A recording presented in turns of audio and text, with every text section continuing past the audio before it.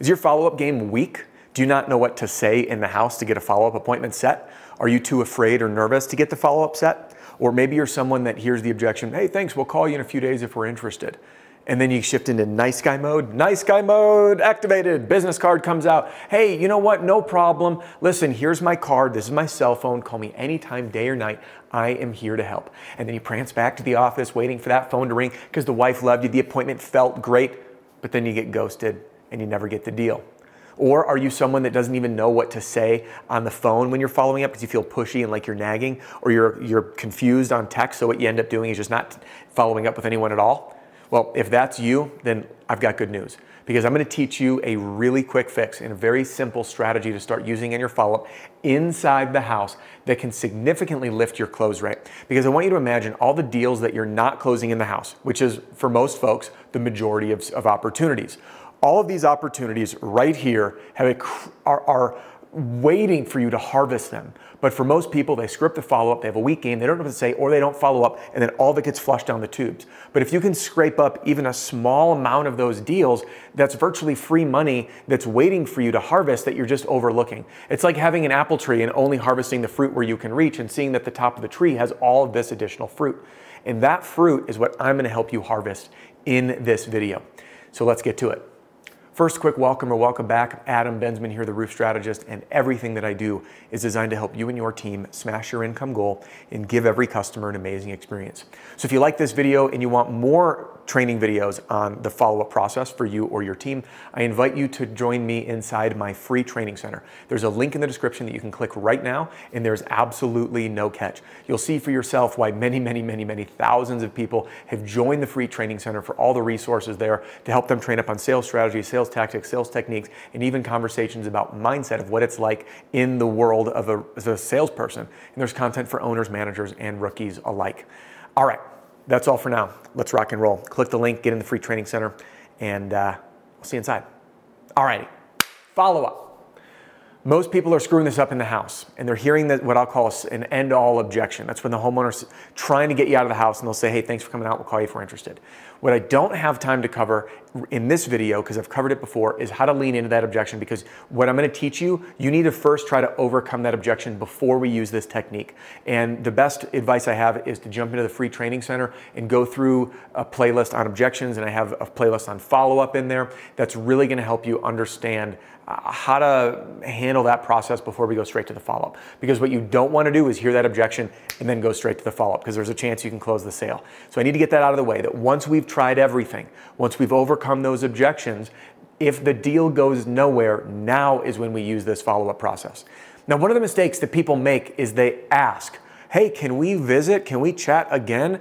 And what we want to do is not ask, but instead we need to tell. Stop asking, start telling. You, my friend, are the one in control. You're the one running the conversation, and our objective is to advance the sale and move it along, okay? Not just sit there and then hope that they're going to say yes. So we need to take an advisory level role and explain to the customer, hey, the obvious next step would be for us to visit again and go through everything. Obviously, when your husband's here, when your wife is here, review the other estimates that you've received side by side after the insurance company comes out. So again, you can see how many different angles I can spin this, whether it's storm, whether it's retail, where they're at in the process. The logical next step is, the best next step is, and then I'm going to tell them what needs to happen in order to serve them, is for me to come back and review all of this information with you. That is telling them, not asking. Only after we tell them what needs to happen will I shift to asking for the time. So would you prefer a Wednesday or a Friday?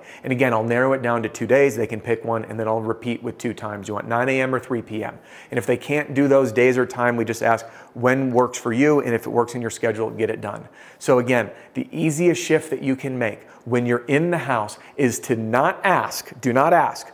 Tell people what happens next with the mindset of I need to advance the sale and move it forward. Now, what does that mean to you, advancing the sale? It means that you need to understand what needs to happen next in the process in order for you to help coach your customer, educate your customer, advise your customer to make the best decision for them, which likely will be you, assuming you have a great company who's going to do great work and you're serving people with heart and integrity and honesty. And in that case, again, the next steps can be anything from meeting again to review estimates side by side if it's retail, meeting again once the significant other is at home, meeting again once the insurance carrier finally gets them the paperwork if you just so happen to get involved with the project after they have the adjuster out and they're waiting on the paperwork in the mail. So whatever those next steps are to continue the process, we just need to think of it like laying a breadcrumb. If the next step is reviewing the paperwork from the insurance company, I'm going to say the logical next step is for you to give me a call as soon as you get that paperwork. We're going to meet. You said that you had the paperwork, the adjuster said it would be here Thursday, so how about we meet on Friday? Okay, how about we meet Saturday? And then again, laying that breadcrumb for the next step. And what happens is we shift from a salesperson that sounds desperate, we shift from a salesperson that sounds insecure to one of authority, an advisor, a consultative sales pro.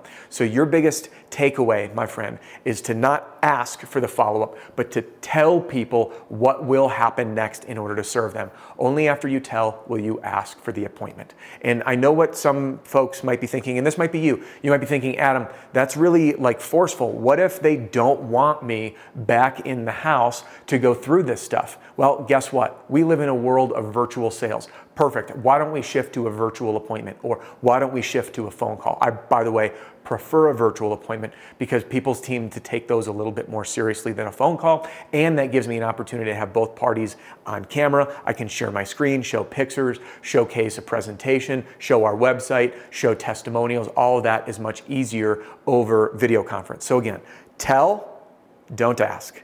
Set the next steps, lay the breadcrumbs, and then ask what day is best for your in-person appointment.